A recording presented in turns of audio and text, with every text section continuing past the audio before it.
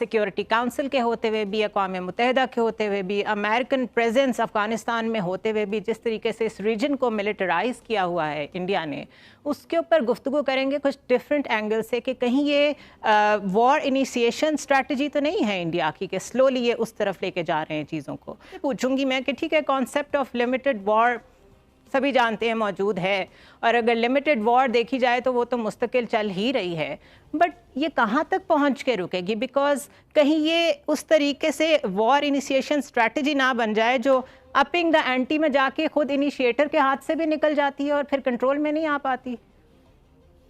ज़ुनैरा, 2013 से ये तमाशा शुरू हुआ है, और ये जो जैसे कहते हैं मुसलसल तौर पर, उससे पहले भी मामला खराब रहे हैं LLC पे, CFL पे, लेकिन ये जो जिस तवातर के साथ चल रहा है ये 2013 से है। 2013 से लेके अब तक तो किसी को कुछ हासिल नहीं हुआ इस स्ट्रेटजी के साथ।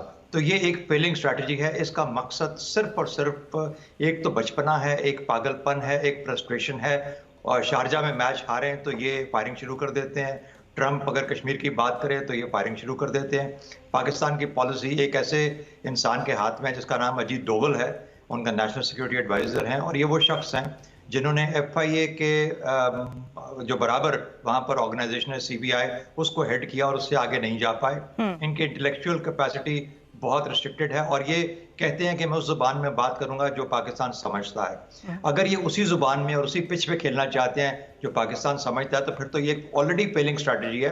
अगर पाकिस्तान की वो ज़ुबान और वो पिच है तो आप अपनी पिच तब्दील कीजिए, आप अपनी ज़ुबान तब्दील कीजिए ताकि आपको कामयाबी हासिल हो।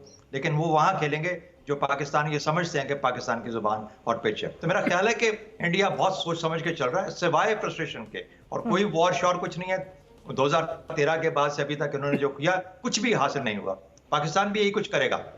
और आपने बिल्कुल सही कहा, एक मुकाबलतन जो तकाबलन जो होता है कि जी उनके इतने आदमी मर गए, हमारे इतने, हमारे अपने पाकिस्तानी या कश्मीरी मुसलमान शहीद होते हैं, और वहाँ पर उनके सिर्फ फौजियों को निशाना बनाया जाता है। इससे एक तकाबली तौर पर अगर उनका मकसद है एक परसेप्शन क्रिएट की जाए कि जी हमें ज़्यादा कामयाबी हो रही है, तो ये अपने लोगों को सेटिस्फाई कर सकता है। लेकिन मेरा ख्याल है कश्मीरियों के लिए कभी किसी किस्म की सेटिस्फैक्शन नहीं है। कश्मीरियों को निशाना बनाने से कश्मीर की जो आज़ादी की मुहिम है उसमें और तेज़ी आएगी। ये बिल्कुल पागलपन लगता है मुझे। राइट। वजाद साहब, बहुत सिनोनिमस लगता है केस पैलेस्टाइन में जो कुछ हो रहा है और कश्मीर में जो कुछ हो रहा है। उसी तरीके से डेमोग्राफिक चेंजेस आ रहे हैं, उसी तरीके से जेनोसाइड हो रहा है, उसी तरीके से मिलिटराइज्ड जोन है। ऑलरेडी मोस्ट मिलिटराइज्ड जोन है दुनिया का कश्मीर। तो एक तो मुझे ये बताइए कि दुनिया की सबसे बड़ी सो कॉल्ड और होक्स जो जमहूरियत है, एक जियो स्ट्रेटेजिक लेवरेज के तौर पे नहीं इस्तेमाल करता कश्मीर के इशू को भारत? बिकॉज आप नोट करें, जब भी पाकिस्तान कोई मेजर माइलस्टोन अचीव करता है, चाहे वो इकोनॉमिक फ्रंट पे हो, पॉलिटिकल फ्रंट पे हो, फॉरेन ऑफिस के फ्रंट पे हो, कोई ना कोई ईस्टर्न बॉर्डर के ऊपर हॉस्टाइल एक्टिविटी करके प्रेशर एक तरीके से रखा जाता है पाकिस्तान पे कि अपनी फौजें इधर डाइवर्टेड रखें। हमने अफगानिस्तान में कुछ अचीव किया है, अपने फाटा के एरिया में कुछ अचीव किया है, ये लोग इधर हीटेड रखते हैं चीज़ें। How do you see it? जी, बुनियादी तौर पे आपके निकात जो आपने बयान किए वो दुरुस्त हैं, मैं एग्री करता हूँ उसके साथ। देखिए, मेरी नज़र में जैसे आपने ख़ुद से कहा कि फ़लस्तीन का मामला इज़राइल के साथ और कश्मीर का मामला इंडियंस के साथ, इसमें बहुत सी ममासलतें पाई जाती हैं, और इंडिया जो है ना वो अपने वॉल्यूम के एरोगेंस में बिहेव कर रहा है। वॉल्यूम का एरोगेंस तो अमेरिकन को सूट नहीं करता, क्योंकि ये दुनिया USSR का क्या USSR को सूट नहीं करता। इंडियंस तो बिल्कुल काबिल एहतराम नेशन है, we have got every respect for Indians, लेकिन ज़रा नौदौलती हैं ना, नए नए वो